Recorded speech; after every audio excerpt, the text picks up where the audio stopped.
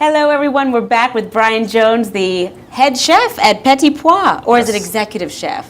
Whatever you like to call it. Whatever your title, you'll come to any name. And we're very happy to have you here. Well, it's a pleasure to be here. Looks like you're going to spoil us tonight. We'll say cheers to you. Well, let's have a toast first. Thank you. It's nice to be Welcome to the show. What's going on, Seville? What's going on, Seville? Sorry you can't be here with us, folks. So we won a silent auction to Petit Pois, and we still haven't used it because we lost it. So can we just come anytime? And give us Certainly, anytime. We got a little taste of what we do right here. Yeah, exactly. This you will can be come for the full show anytime you like. Beautiful. So Brian, you actually came from a family that loved to cook. Certainly, yeah. Is that where you think that your passion for food started when you were younger? Probably where it grew from.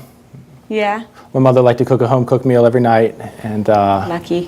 What nationality are you? What nationality was she? she was a little bit of German. She was probably half German, I think a little Polish in there somewhere, but A lot of meat and potatoes? pretty much American. Yeah. Got it, me too. My father's side was German, but And he cooked as well, didn't he? yeah, my parents cook great, just basic from-scratch meals at the house.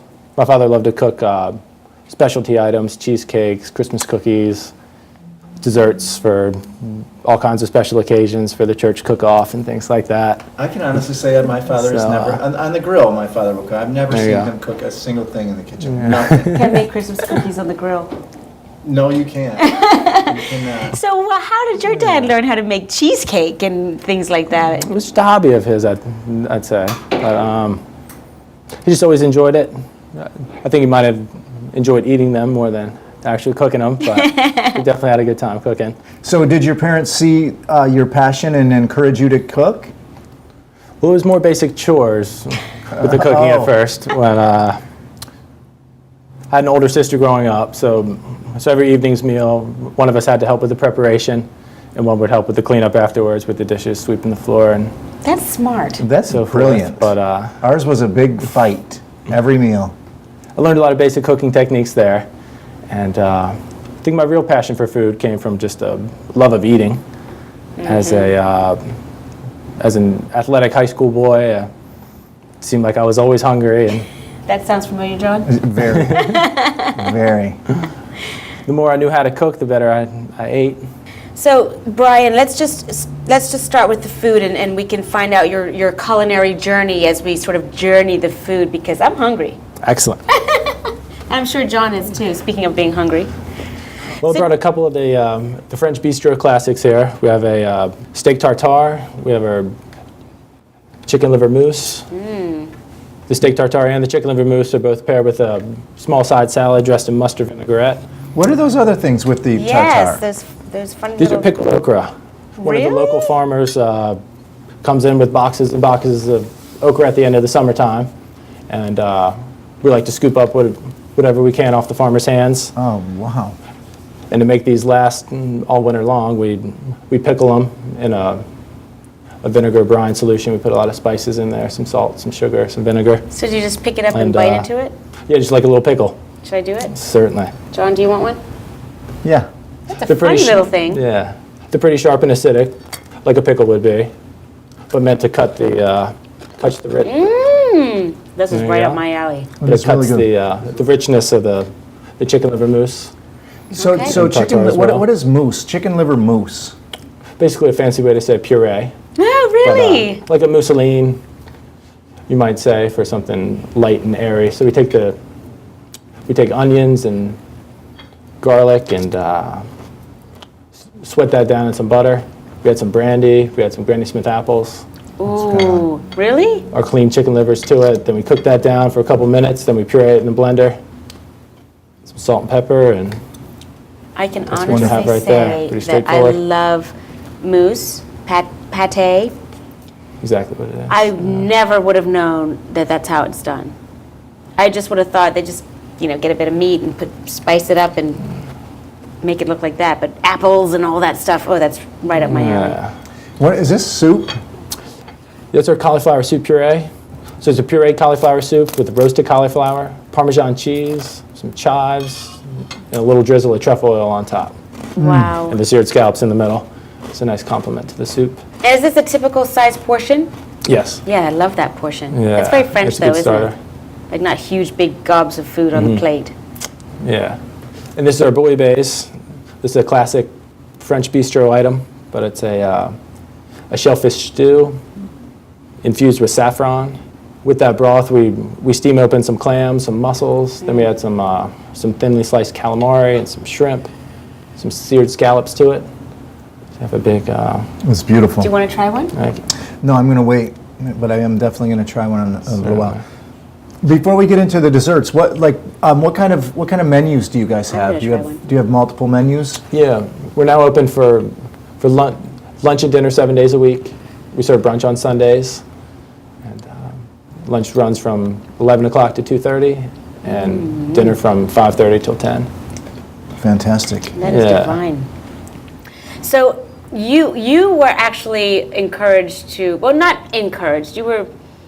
You went another route before you decided to go to the Culinary Institute, didn't you? Yeah, end of high school, thinking about my future, what I wanted to do for my career. I'd always thought the possibility of being a chef, but parents weren't real excited about me getting off the college track when I'd never really worked in a real restaurant, didn't really have any formal training. So went to Virginia Tech for first year after high school in the landscape architecture major. Then for a summer job after first year of college, I was still really thinking about being a chef someday. So I wanted to get some experience in a real restaurant, see what that was all about. So knocked on lots of doors, sent out lots of resumes. I basically found it was hard to get into a nice place, and no one wanted to let you in when you didn't have experience, Yeah. and when you might be going back to school 3 months from now anyway. So it takes Right. a lot of time and effort to train people. And well, one restaurant in downtown Richmond let me in as their daytime salad guy. It was a tobacco company, downtown Richmond. Okay, I'm sorry, but I have to ask you what this is, how this is made, because it is divine. That's our beef tartare dish. So it's a finely minced beef that's flavored with, we make a homemade mayonnaise basically with egg yolks, oil, garlic, Worcestershire sauce. Then there's a lot of finely minced pickled ingredients in there So to give it good. lots of flavor. We have cornichons and shallots, pickled red onions in there. Cornichon, pepper. you put cornichon in the, Cornichon oh in my there. goodness, I would have never Yeah. thought about using it like that, but why not? It's a homemade mayonnaise all dressed up. It's beautiful. It's divine. Yeah. And I would have it on that cracker, except we know how loud that cracker is. We learned But that. it's not a cracker, it's a, So is this a chocolate mousse back here? Yes, sir. oh, yes. Oh my. So chocolate hazelnut mousse. We buy our milk chocolate that's already had hazelnuts infused into it. So you have a little Oh my hint of goodness. hazelnut in there as you eat Beautiful. it. That's Yeah. fantastic. Do you want to taste And it? then then is that flan? Creme caramel, they call Ah, it. But wrong nationality. pretty close though. It's the same technique Is it? cooking wise, but we make a caramel, pour that in the bottom of a ramekin, and then we make a custard base, pour that over top of the chilled caramel, bake that in the oven. Then once it's baked and set, it gets inverted onto the plate. And Now you're assuming I know caramel. what a ramekin is. ramekin would be something similar to this. Okay. Yeah, so put the caramel in the bottom, pour custard on top, bake it in the oven Beautiful. for about 45 minutes or so until it sets up firm, like pudding. And then when the time comes, invert it onto a plate. That's wonderful. Yeah. So you guys are in the downtown mall. Yes, sir. Where exactly? Right in the middle of the downtown mall, right next to the Paramount Theater, across from CVS. Yeah. It's a great location for us. We have about 65 patio seats, and we have an intimate dining room. It's probably 25 seats inside, and that's a great spot for us down there. Do you have a theater menu? No, but we do feature a 2 courses for $22 menu. Oh, excellent. Wow. We do that on Tuesday, Wednesday, Thursday nights. That's great. Yeah, And you have outdoor seating. Do you have heat lamps out there? we do have heat lamps. So our shoulder seasons, the spring and the fall, we can extend our patio season a little bit with our heaters.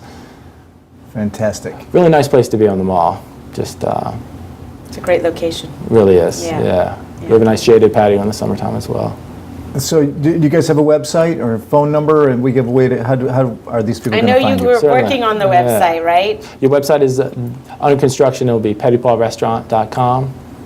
And then our phone number is 979-7647. And you take reservations? We take reservations for larger parties, Okay. but we have such a small dining room during the winter time that we Yeah. can't accept Just reservations. first come, first serve. First comes, first serve, Right. because it's So what size people for the reservation? How big a party? parties are 6 or more 6 or more is the reservation? is what we ask for, but if you can come in before 6 o'clock, we'll guarantee your reservation. Cool. So Oh, that's Wonderful. we normally start to fill up around 6:30 or 7.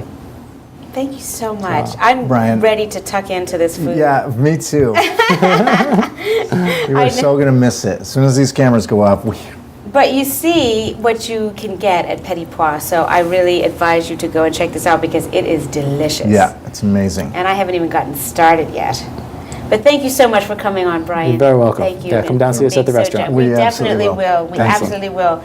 Okay, everyone, we have to go and eat now, so please stay tuned for next week's show. We've got great guests coming up next week as well. Tonight was just a lot of fun, wasn't it, John? It was a lot of fun. Yeah, good food, Yep. good music, good guests. So take care and spread the good word.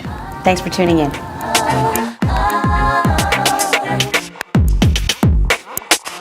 Check the mic, make sure it sound right, boy.